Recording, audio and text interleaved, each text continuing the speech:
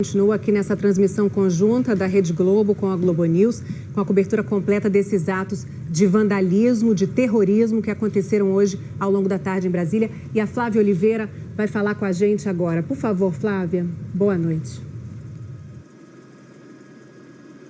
Boa noite, Poliana. Boa noite a todos. Eu queria começar lembrando que essa tentativa de abolição do Estado Democrático de Direito, ou de golpe de Estado, ela fracassou. O presidente da República é Luiz Inácio Lula da Silva, o presidente do Senado Federal é Rodrigo Pacheco, o presidente da Câmara dos Deputados é Arthur Lira, a presidente do Supremo Tribunal Federal é Rosa Weber, o presidente do Tribunal Superior Eleitoral é Alexandre de Moraes.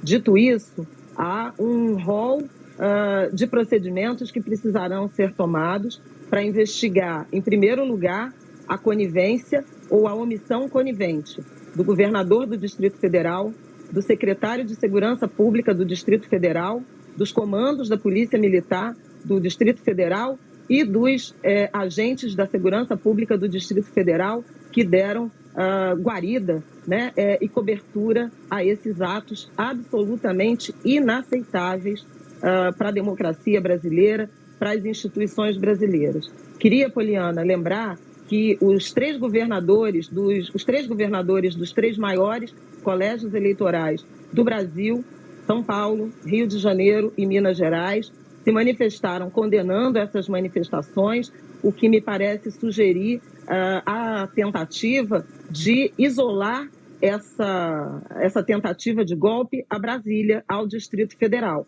Que isso não se espalhe pelo país, me parece uma decisão acertada, assim como fez o prefeito do Rio de Janeiro, Eduardo Paes, uma capital que tem muito adensada, né? Uma capital quase metropolitana. É o próximo ponto que eu destacaria.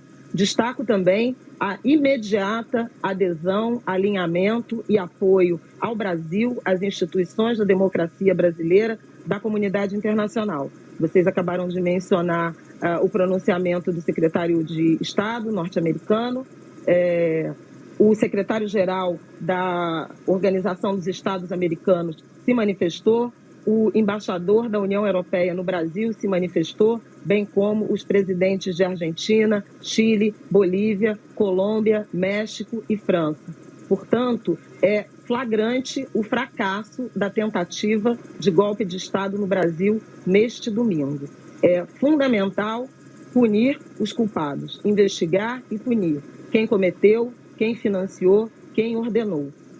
A informação de 30 prisões ela é absolutamente insuficiente. No Capitólio foram mais de 900 presos. Aliás, mais de 900 pessoas continuam presas e 192 já foram condenados. É fundamental que a legislação brasileira se faça valer.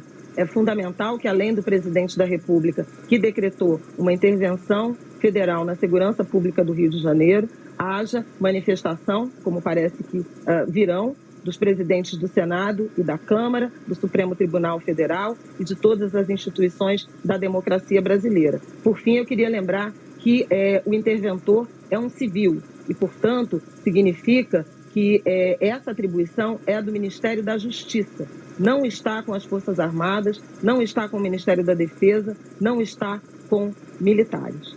Poliana. Obrigada. Tá certo, então, a Flávia Oliveira trazendo essa análise para a gente. São 7h02 no horário de Brasília. Como eu disse, alguns minutos a noite vai caindo. A imagem do Globocop agora tem maior dificuldade de mostrar a multidão que se aglomera em frente ao Congresso Nacional, até porque a esplanada não tem iluminação. A iluminação fica nos prédios dos ministérios e também nos palácios, nas laterais da esplanada, mas tudo isso que aconteceu acaba, evidentemente, provocando alguns efeitos na cidade de Brasília. Algumas estações de metrô tiveram que ser fechadas, principalmente na Asa Sul, e os ônibus que circulam no centro de Brasília tiveram que ser recolhidos. Agora o Globocop mostra de uma maneira mais panorâmica isso que a gente acompanhou ao longo desse domingo, dessa tarde de domingo.